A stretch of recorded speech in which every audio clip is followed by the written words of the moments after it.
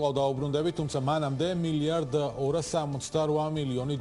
საქსატის წინასწარი მონაცემები სწორედ ამდენი პირდაპირ უცხოური ინვესტიცია შემოვიდა ქვეყანაში 2019 წელს, რაც 2018 წლის ანალოგიურ პერიოდთან შედარებით 0.2%-ით მეტია. თელარ გელანტი ესწრებოდა დღეს საქსატის აღმასრულებელი დირექტორის გოგიტა თოდრაძის ბრიფინგს და ახლა უფრო მეც გვეტყვის კონკრეტული ქვეყნების და ეკონომიკის სექტორების მიხედვით, ანუ სად ჩადეს ინვესტორებმა ფული. თელარა, გამარჯობა, გისმენთ. ბექა წლიურად პირდაპირ უცხოური ინვესტიციების 0.2%-იანი ზრდა ნამდვილად არაა ის შედეგი, რითაც შეიძლება მთავრობა მიამაყოს, მაგრამ ეს შედეგიც ალბათ ნაკლებად მოსალოდნელი იყო, რადგან 2019 წლის 9 თვეში FDI-ის კლება ჰქონდა 17%. ამდენად გასული წლის მეოთხე კვარტლის ხარჯზე მივიღეთ ფაქტობრივად უმნიშვნელო, მაგრამ მაინც 0.2%-იანი ზრდა. ახლა მაყურებელი ეკრანზეც ხედავს უკვე, რომ 2018 წლის ბოლო კვარტალში ქვეყანაში შემოვიდა სულ $171 მილიონი უცხოური ინვესტიცია, ხოლო შარშან ბოლო კვარტალში $347 მილიონი, ანუ ფაქტობრივად ორჯერ მეტი, რის ხარჯზეც მივიღეთ მხოლოდ 0.2%-იანი ზრდა. გაგაწყვეტინებ, რომელია ის წამყვანი დარგები, სადაც ყველაზე მეტი FDI ჩაიდო? მეოთხე კვარტალშიც და წლიურადაც ტოპ საინვესტიციო დარგებად ფორმირდა საფინანსო სექტორი, ასევე ენერგეტიკა და სასტუმროები და რესტორნების დარგი, განსაკუთრებით ენერგეტიკასა და სასტუმროების სექტორში დაფიქსირდა ზრდა შარშან, თუმცა წამყვანი არის საფინანსო სექტორი $262 მილიონი, როგორც დღევანდელ ბრიფინგზე საქსატის დირექტორმა გოგიტა თოდრაძემ გითხრა, ადგილი ჰქონდა საფინანსო ინსტიტუტების მიერ გარკვეული კაპიტალის შეძენას და ზოგადადაც კომპონენტებად თუ ჩავშლით FDI-ს, ვნახავთ, რომ წამყვანი არის რეინვესტიცია და სავალო ვალდებულებები, ანუ სავალო ვალდებულებებში მაინც განმარტავ მაყურებლისთვის აისახება სავაჭრო კრედიტები და სესხები, რომელსაც კომპანიები იღებენ და ეს ითვლება შემდეგ უცხოურ ინვესტიციებშიც. გოგიტა თოდრაძემ დღეს ასევე ისაუბრა იმ კომპონენტებზე და მიზეზებზე, სადაც კლება დაფიქსირდა 2019-ში. 2018 წელთან შედარებით სააქციო კაპიტალის ნაწილში 39%-იანი შემცირება დაფიქსირდა, რომლის ძირითად მიზეზებს წარმოადგენს, როგორც თქვენთვის ცნობილია, უპირველეს ყოვლისა მაგისტრალური გაზსადენის პროექტის დასრულება, ეს გახლავთ ტრანსპორტის სექტორი, რაზეც მოდის დაახლოებით $190 მილიონი, ხოლო მეორე მიზეზია რამდენიმე საწარმოს გადასვლა საქართველოს რეზიდენტის საკუთრებაში.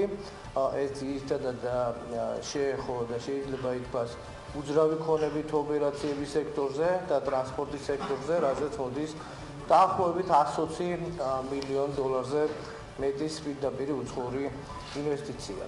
ზრდა შეინიშნებოდა რეინვესტიციის და სავალო ვალდებულებების მიმართულებით. რეინვესტიციის მაჩვენებელი, როგორც უკვე აღვნიშნე, 40%-ით, ანუ $175 მილიონით გაიზარდა. ძირითადად განაპირობა აღნიშნული მაჩვენებლის ზრდა საფინანსო სექტორში, ენერგეტიკაში და ტრანსპორტში შესაბამისი მაჩვენებლის მოცულობის მატებამ. სავალო ვალდებულებები გაიზარდა 6.5-ჯერ, ანუ თითქმის $127 მილიონით, რაც ძირითადად მოდის ენერგეტიკის, დამამუშავებელი მრეწველობის და ვაჭრობის სექტორებზე. რაც შეეხება ტოპ ქვეყნებს, საიდანაც ყველაზე მეტი FDI ჩაიდო საქართველოში გასულ წელს, სამეულშია გაერთიანებული სამეფო, ჩვენი საფინანსო ინსტიტუტების, ბანკების ხარჯზე ძირითადად მას მოსდევს თურქეთი $236 მილიონი, ამ შემთხვევაში ენერგეტიკული პროექტებია წამყვანი და სამეულში მოხვდა ირლანდიაც, როგორც ახლა ეკრანზეც ჩანს ბექა. ესოა როდის და რითი დაინტერესდა საქართველოს? ირლანდიას მეკითხები ალბათ სამწუხაროდ ვერაფრით ესე კონკრეტულად, უფრო სწორედ ერთი კონკრეტული ტრანზაქციის ეფექტი იყო ეს, მაყურებელს რომ შევახსენოთ, გასული წლის დასაწყისში კომპანია აჭარაბეთი იყიდა ირლანდიურმა კომპანია ფლუტერმა €115 მილიონ და ასე მოხვდა ირლანდიაც საქართველოს ტოპ ინვესტორებში, სხვათა შორის რომ არა აჭარაბეთის გაყიდვა 2019 წლის პირველ კვარტალში FDI 27%-ით ნაკლები იქნებოდა. ყველაზე საინტერესოა ხოლმე ჩვენთვის ასევე ვინ არიან ტოპ ინვესტორი კომპანიები და ყველაზე ხშირად ვსვამთ კითხვას თუ არიან ამ სიაში შედარებით ახალი ინვესტორები.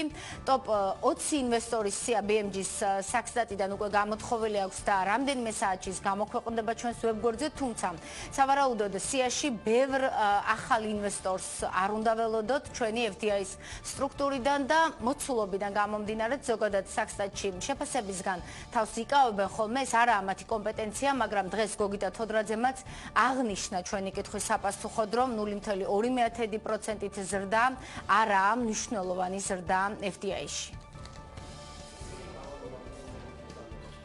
დაგეთანხმებით იმაში, რომ 0.2% არ არის მნიშვნელოვანი ზრდა, მაგრამ კვარტალს თუ შევადარებთ, ძალიან დაბალი მაჩვენებელი იყო დაფიქსირებული 2018 წლის მეოთხე კვარტალში, რაც იყო 2018 წლის წლიური მაჩვენებლის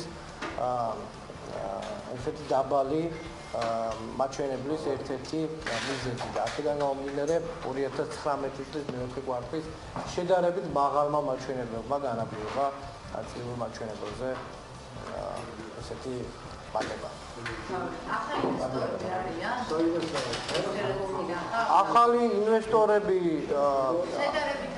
შედარებით ახალი, ძირითადი გავლენა აღნიშნულ მაჩვენებელზე ისევ ძველმა ინვესტორებმა მოახდინა, რომელიც წარმოდგენილი იყო ამ შემთხვევაში გაერთიანებული სამეფოს და თურქეთის მხრიდან.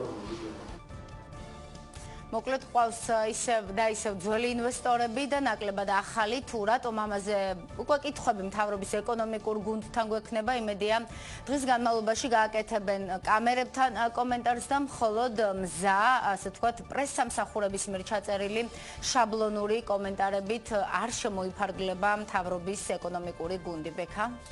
მადლობა თელარგელანტიას, ვასრულებთ ამით ჩვენს